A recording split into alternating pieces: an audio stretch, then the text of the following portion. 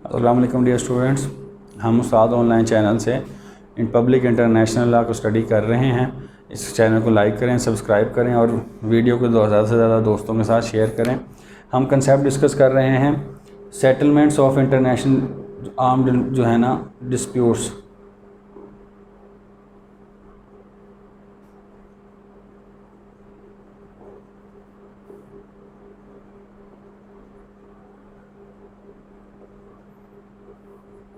जब स्टेट्स के दरमियान अब किसी मामले पे डिस्प्यूट आ जाता है, जैसे हमारा पानी के ऊपर इंडिया के साथ मसला चल रहा है, हमने इंडस वाटर ट्रीटी भी साइन कर रखी है, फिर भी अगर कोई वायलेशन की जाती है तो हमारे दरमियान एक डिस्प्यूट चलता है। इसी तरह कश्मीर इशू के ऊपर हमारे दरमियान पाकिस्तान और इंडिया के दरमियान एक डिस्प्यूट चल रहा है कि ये टेरिटरी जो है उनका मामला कैसे तय होगा।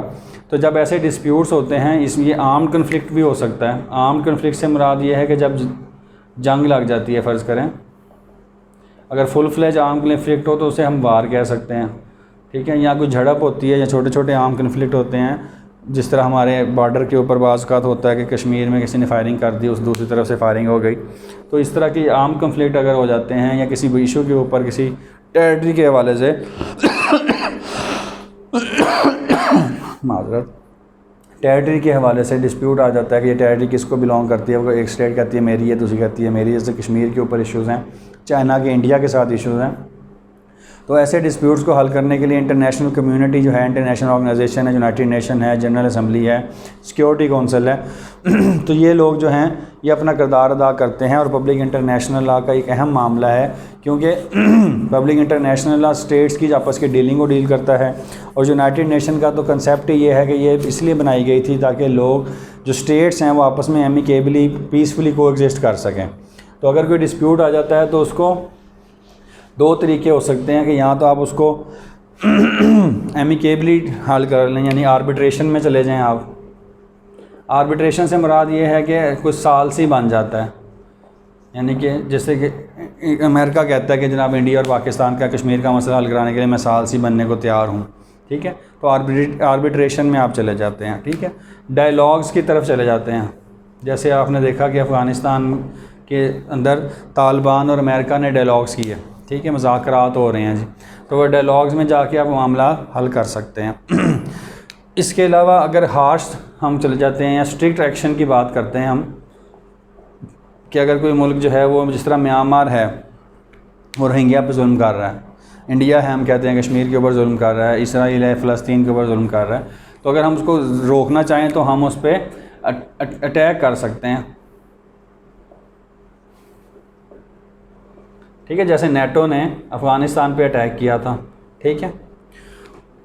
उसका क्या काम था कि वो वहाँ पे जो असला था या जो वहाँ से दहशतगर्दी फैलाई जा रही थी, उन्होंने कहा जी हम उसको रोकने के लिए आए हैं, तो वहाँ पे अटैक किया जा सकता है, बाकायदा आर्म कन्फ्लिक्ट किया जा सकता है उनके ऊपर, ठीक है। दूसरी चीज़ ये है कि आप उनके साथ ब्लॉकेज कर लें, कि उनके जो बहरी जहाज़ वगैरह जा रहे हैं, जो वहाँ पर सामान तरसील जा रहा है, जो माशी निज़ाम उनका चल रहा है, कहीं उनका सामान कहीं जाता है या कहीं से उनके पास सामान आ रहा है, इंपोर्ट एक्सपोर्ट हो रही है, आप उसको रोक दें।